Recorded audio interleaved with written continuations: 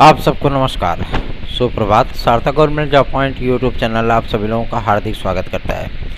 Channel पर नए हैं तो चैनल को सब्सक्राइब करके वीडियो को लाइक कर दें, शेयर कर दें। बेल आइकन दबा करके रखेंगे तो आपको नोटिफिकेशन मिल जाएगा और आप उसे शेयर कर पाएंगे।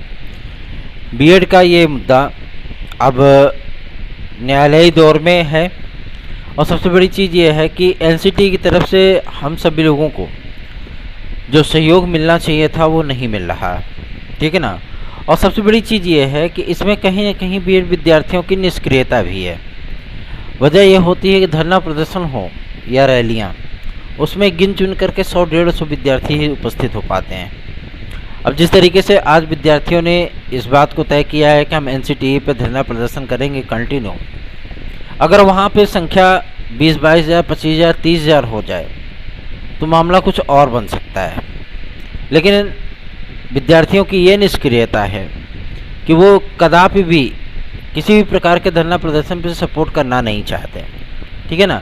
और सबसे बड़ी चीज़ ये होती है कि अगर उनसे कहा जाता है कि चैनल को सहयोग करिए, सपोर्ट करिए, तो वो नहीं कर पाते हैं। ये सोचते हैं कि हमारे अकेले ना करने से क्या होगा, है ना। बहुत से लोग हैं, 10 लोग देख रहे हैं, अगर 6 लोग सपोर्ट कर देंगे तो भी बहुत है। ये सोच है। इन तमाम चीज़ों को लेकर के डीलर और बीटीसी वाले विद्यार्थी काफ़ी आगे हैं। उन्होंने लगातार इस बात का प्रयास किया है कि जल्द से जल्द डिक्लेरेशन हो जाए। आरटी एक्ट बार बार लगा रहे हैं, जो आप सभी लोगों को विज्ञप्तियाँ दिखा दिखा के करके परेशान किया जा रहा है। आपको आरटी एक्ट लगा करके परेशान किया जा रहा है, ठीक है ना। क्योंकि वो प्रोएक्टिव हैं, वो अपने अधिकारियों के प्रति जो है सजग हैं और आप अपने अधिकारियों के प्रति निष्क्रिय हो। ये किसी भी प्रकार का कोई गाइडलाइन नहीं है, ठीक है ना। कोई भी चीज़ें नहीं है कि एनसीटीई ने राज्यों को पत्र लिखा है तो उसमें बीएड को बाहर करके जो है मतलब सुप्रीम कोर्ट के 11 अगस्त सन 2023 वाले आदेश को लागू करने की बात कही है। ऐसी कोई चीज़ें नहीं है, ठीक है ना।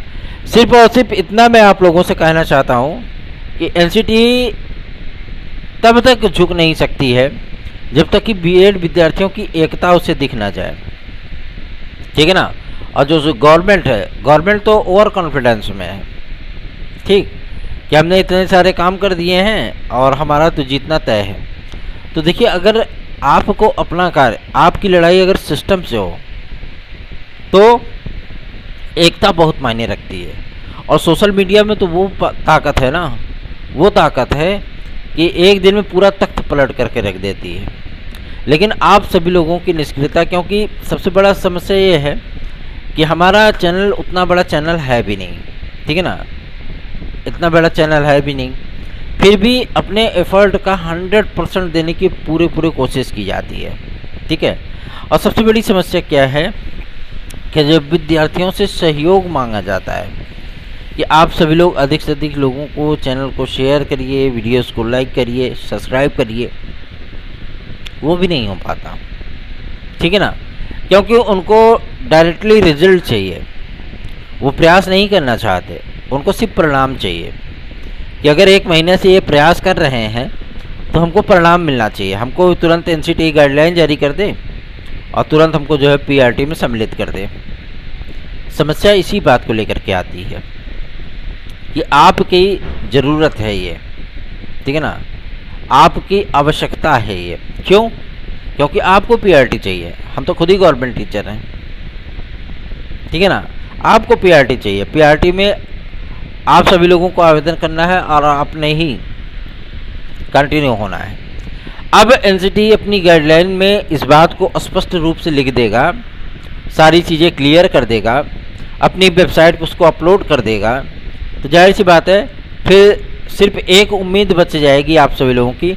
क्योंकि एनसीटीई ने एकदम क्लियर कर दिया है कि ना हम रिव्यू पिटीशन डालने जा रहे हैं, विद्यार्थियों ने डाला, उसका कोई औचित्य ही नहीं है, ठीक है ना। एमएचआरडी रेडी हुआ कि चलिए ठीक है, हम विस्तृत बेंच में आपके साथ चलेंगे, फिर भी बीएड विद्यार्थियों की एकता बन नहीं पा रही है ना। कोई टीजीटी पीजीटी के लिए परेशान है, तो कोई केवीएस के लिए परेशान है, कोई बीपीएससी के लिए परेशान है, तो कोई जो है 6 to 8 की जो वैकेंसी आ गई उसमें बिजी हो गया है। अब उनको पीआरटी को कोई चिंता नहीं है, ठीक है ना। अगर लोकतंत्र को भेड़ तंत्र बोला जाता है तो कोई गलत नहीं है, ठीक है ना, क्योंकि अगर किधर भी एक लोग जाते हुए दिखेंगे तो उधर सब मुड़ जाएंगे, फिर समस्या यहीं पे पैदा होती है। ठीक है ना, समस्या सिर्फ एक इंसान के प्रयास से नहीं है। जयप्रकाश का नाम आप सभी लोगों ने सुना होगा, जब उन्होंने आंदोलन खड़ा किया ना, तो अकेले दम के पे खड़ा किया था। इसलिए कर रहा हूँ, आप सभी लोग सहयोग करिए, क्योंकि हम सभी लोगों की जो लड़ाई है ना, वो एक ऐसे संस्था और एक ऐसी गवर्नमेंट के खिलाफ है जिसे कि हमें पूरी तरीके से बीएड विद्यार्थियों के फेवर में लाना है। ठीक है ना, क्योंकि बीएड के विद्यार्थी जितने परेशान हैं, उनकी परेशानी दिखती नहीं उतना। हर जगह कहीं न कहीं कुछ न कुछ मुद्दे को लेकर के वो बट जाते हैं। ठीक है, आप लोग सहयोग करिए। अभी तो केवल आरटीआई की विज्ञप्तियां आप सभी लोगों को दिख रही होंगी कि राज्य सरकारों को पत्र भेजा जा रहा है, जबकि कई राज्य सरकारों ने एनसीटीयू को बीएड को सम्मिलित करने का लेटर भेजा। कई राज्य सरकारों ने स्पेशल अनुमति के लिए पत्र भेजा, जिसमें बिहार गवर्नमेंट, उत्तर प्रदेश भी सम्मिलित है। ठीक है ना, तो ये तमाम मुद्दे हैं, जब तक कि मामला पूरी तरीके से क्लियर नहीं हो जाता, क्योंकि सर्वोच्च न्यायालय में अब इनकी किसी प्रकार की कोई एक्टिविटी नहीं होगी। इन्होंने अपने वकीलों के माध्यम से जो कुछ भी पापड़ बेलना था बेले, लेकिन इनको सफलता वहाँ से नहीं मिली। ठीक है ना, सिर्फ एमएचआरडी की ये गलती थी कि उन्होंने अपनी तरफ से महान्यायवादी महोदय को खड़ा नहीं किया। सीधी सी चीज़ें हैं, जिसकी वजह से बीएड विद्यार्थियों को हार का सामना करना पड़ा। ठीक है ना, अगर एक मजबूत पैरवी होती, सेंट्रल गवर्नमेंट इसमें डायरेक्ट इन्वॉल्व होती और वो प्रयास करती, तो ऐसा नहीं था कि बीएड विद्यार्थियों के खिलाफ ऐसा आदेश सर्वोच्च न्यायालय का आता। इतने दिन से सुनवाई कंप्लीट होने के बाद आदेश को सुरक्षित रखा गया था। लगभग 4 से 5 महीने तक सारी चीज़ों का डिस्कशन हुआ, उसके बाद फैसला आया है। ठीक है ना, ये फैसला एक दिन में नहीं लिखा गया है, ये फैसला बहुत सोच समझ करके लिखा गया है। और आप सभी लोगों को अगर पीआरटी में अवसर चाहिए तो एकता दिखानी होगी। ठीक है ना, क्योंकि मुट्ठी भर 10-5 लोग, 100-200 लोग, 500 लोग जाकर के एनसीटी पे काँव करेंगे, उससे कुछ नहीं होने वाला। एक मजबूत संख्या चाहिए। ठीक है ना, ताकि हमारी बात शासन सुने। बात समझ में आ रही ना? आप सभी लोग हैं पूरी तरीके से निष्क्रिय हैं, और ये निष्क्रियता का ही परिणाम है कि आप सभी लोगों ने देखा होगा कि जो गवर्नमेंट आप सभी लोगों के हितों की बात कर रही थी, जो विपक्षी नेता आप सभी लोगों के फेवर की बात कर रहे थे, आजकल वो भी खामोश हो गए हैं। क्योंकि उन्हें भी पता है कि उत्तर प्रदेश में आपकी संख्या 25 लाख है, पूरे भारतवर्ष में आपकी संख्या 3 करोड़ 38 लाख है, लेकिन एकता कितने में है? एक भी राज्यों में क्या जो है इस तरीके के रैलियां या जुलूस किए गए? नहीं किए गए, बिल्कुल नहीं। सिर्फ उत्तर प्रदेश में कुछ जिलों में जहां पे हम लोगों ने एक्टिवेट किया विद्यार्थियों को, वहीं पर उन्होंने जुलूस निकाला है अपनी मांगों को रखने के लिए। ज्ञापन देने के बाद आप सभी लोग कितने प्रोएक्टिव होते हो, क्योंकि डीएलएड और बीटीसी वाले छात्र जो हैं वो सर्वोच्च न्यायालय से जीतने के बाद भी एक्टिव हैं, लगातार आरटीआई दे रहे हैं, लगातार शासन को पत्र लिख रहे हैं, लगातार दबाव बना रहे हैं, धरना प्रदर्शन वो भी कर रहे हैं, मीटिंग कर रहे हैं। आप सभी लोग क्या कर रहे हो? सिर्फ और सिर्फ मतलब कुछ ऐसे यूट्यूब चैनलों को आप प्रमोट कर रहे हो जिनका कि औचित्य ही सिर्फ आपको पीआरटी से बाहर करने का था। शुरुआत से ही बोल रहे थे वो। आप सभी लोग सहयोग करिए, तो हम सभी लोगों का जो धरना प्रदर्शन है दिल्ली का, वो मजबूती के साथ आगे बढ़ पाएगा। ठीक है ना? और जिस तरीके से 2 गुटों में बटा हुआ है ये आंदोलन, उसको एक करने की भी कोशिश कर रहा हूँ कि आप सभी लोगों को क्लियर कर दिया जाए, क्योंकि अब एनसीटी सर्वोच्च न्यायालय में किसी भी प्रकार से किसी भी मामले को लेकर के जाने वाली नहीं है। हमें एमएचआरडी का साथ चाहिए था, और एमएचआरडी को हम विस्तृत बेंच में संविधान पीठ में लेकर के जाएंगे। ठीक है ना? और सबसे बड़ी चीज़ ये है कि आप सभी लोग अगर एकजुट रहे सोशल मीडिया फील्ड पे ही एकजुट हो जाओ। नहीं आप सड़कों पे आ सकते हो, मत आइए, ठीक है ना, सीधी सी चीज़ है। लेकिन आप सभी लोग कम से कम सोशल मीडिया फील्ड पे तो एक्टिवेट हो सकते हो। ऐसा तो है नहीं कि फेसबुक नहीं चलाते हो, ऐसा तो है नहीं कि यूट्यूब नहीं चलाते। आप सभी लोग उस पर ही एकजुट हो जाओ। जो आपके हित की बात कर रहा हो आप उसे सपोर्ट करना शुरू करो। लेकिन नहीं हो पाएगा आप सभी लोगों से। चलिए हम लोग देखते हैं, सारी बातें करते हैं और कोशिश ये करेंगे कि आप लोगों के लिए बेहतरीन विकल्प उपलब्ध करा पाएँ, ठीक है। और एनसीटीई पे धरना प्रदर्शन हो या विस्तृत बेंच में याचिका, सारे तालमेल बिठा करके अब कदम उठाए जाएंगे। क्योंकि अब विद्यार्थियों का सहयोग न मिल पाने के कारण ज़मीनी स्तर पे, मतलब सड़कों पर या किसी धरना स्थल पर एक्टिविटी को आगे बढ़ा पाना फिलहाल संभव नहीं है, ठीक है ना। क्योंकि सत्यम जी भी काफ़ी दिन से मेहनत कर रहे थे और शर्मा जी भी काफ़ी दिन से मेहनत कर रहे थे, लेकिन सत्यम जी ने अपनी इस आंदोलन को समाप्त कर दिया। क्यों? क्योंकि विद्यार्थियों की वहाँ संख्या जो है 0/सन्नाटा के बल पे हो गई थी। 3 से 4 विद्यार्थी थे, तो क्या मतलब बनता है उसका, ठीक है ना। चलिए आगे बढ़ते हैं। अब बात करेंगे आपके टीजीटी पीजीटी को लेकर के। टीजीटी पीजीटी आप सभी लोगों को नोट्स आज चाहिए, चाहे वो बिहार शिक्षक भर्ती का हो, TET C TET super TET का हो, TGT PGT LT GIC UP constable खंड शिक्षा अधिकारी का हो।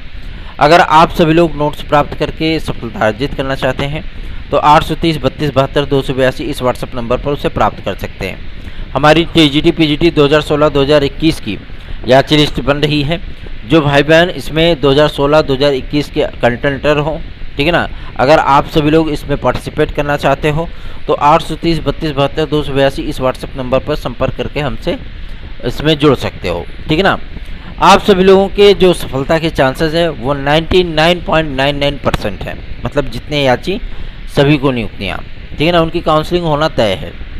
क्योंकि आप सभी लोगों का जो पक्ष रखा जा रहा है एक मजबूत लायर के दम पे रखा जा रहा है और बहुत जल्दी ही हम सभी लोगों को इसमें सफलता प्राप्त हो जाएगी। चलिए आगे बढ़ते हैं। टीजीटी पीजीटी 2016-2021 के विद्यार्थी 2022 का जो विज्ञापन आया है इनमें पदों की संख्या बढ़े, इसके लिए भी अब थोड़ा सा एक्टिविटी बढ़ाई जा रही है। क्योंकि शिक्षा सेवचयन आयोग के गठन की प्रक्रिया जो है वो बहुत तेज़ी से चल रही है और सबसे बड़ी चीज़ ये है कि इसकी अधिसूचना किसी भी दिन जारी हो सकती है, ठीक है ना। क्योंकि नियमावलियाँ अब अपने अंतिम पड़ाव पे हैं और नियमावलियाँ बहुत जल्दी ही आप सभी लोगों को देखने के लिए मिल जाएंगी। बीएड के विद्यार्थी एकजुट हो जाए, अन्यथा की स्थिति में वो उत्तर प्रदेश की प्राथमिक शिक्षक भर्ती से भी बाहर हो सकते हैं, ठीक है ना, क्योंकि शासन पर दबाव बनाना बहुत ज़रूरी हो गया है, ठीक है। चलिए आगे बढ़ते हैं। अब बात करेंगे आपके एलटी ग्रेड और जीआईसी प्रवक्ता को लेकर के। एलटी ग्रेड जीआईसी प्रवक्ता के लिए आप सभी लोगों को मैं बता देना चाहता हूं कि अब एक्टिविटी इसलिए बढ़ाई जा रही है क्योंकि सब्जेक्ट कम्बिनेशन का जो मुद्दा है अब उस मुद्दे पर पूरी तरीके से फोकस रहना है, ठीक है ना। वजह यह है कि 4,30,000 विद्यार्थियों की संख्या केवल अपने उत्तर प्रदेश में है। जो सब्जेक्ट कम्बिनेशन न बन पाने के कारण वो बेचारे कहीं ना कहीं बाहर हो जाते हैं।